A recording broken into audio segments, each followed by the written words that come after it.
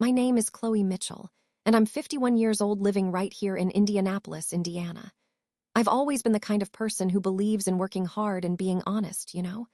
I had a decent job at a local accounting firm, nothing too fancy, but it paid the bills and gave me a sense of pride. Life wasn't perfect, but it was mine, and I was content with my little house, my garden out back, and my quiet evenings with a good book. That all changed when my marriage fell apart back in 2004. My husband at the time, Mark, and I had built up a mountain of debt together, mostly from his reckless spending and bad investments, but I stuck by him because I believed in loyalty. Then he left me for another woman, Susan, and my world just crumbled.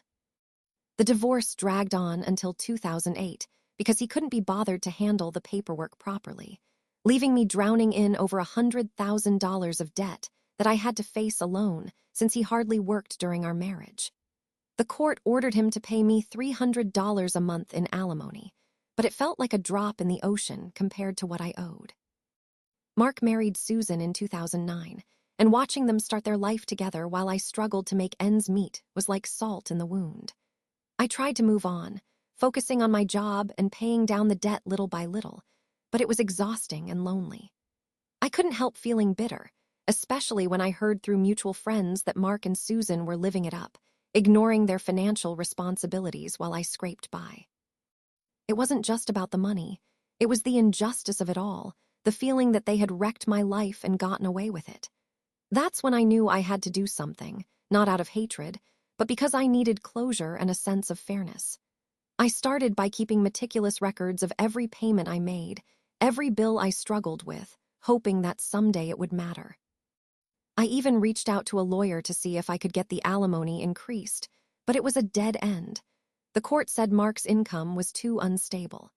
So I kept grinding, working overtime and cutting back on everything, but the debt seemed insurmountable, and each month felt like a reminder of how they had ruined me. Things took a turn for the worse when I heard that Mark and Susan had filed for bankruptcy in 2011, wiping their slate clean while I was still buried under the weight of our shared mistakes. It felt like a slap in the face, and I sank into a deep depression, wondering why I was the only one suffering the consequences. I tried to confront them, to demand they take responsibility, but they just laughed it off, calling me bitter and pathetic. That low point made me realize that the system had failed me, and I had to find another way to make things right. I decided to focus on my own healing, letting go of the anger because it was eating me alive, but I never forgot what they had done. Years passed, and I managed to pay off most of the debt by 2023, though it left me with little savings and a lot of stress-related health issues.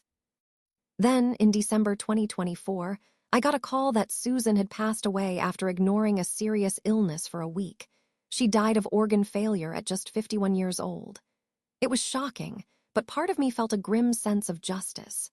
With her death, the alimony rights transferred to Mark, and he immediately applied to receive it, thinking he had hit a jackpot. But karma wasn't done yet. In February 2025, Mark himself passed away suddenly in his early 50s, before he could collect a single penny. It was a poetic end, a twist I never saw coming. Now, I'm finally free from the financial and emotional chains they put on me, living a peaceful life knowing that in the end, justice was served without me lifting a finger. I've found a new sense of peace, focusing on my hobbies and even starting to date again. But I'll always remember that sometimes, revenge isn't something you plan. It's something that happens when you least expect it, and it's sweeter that way.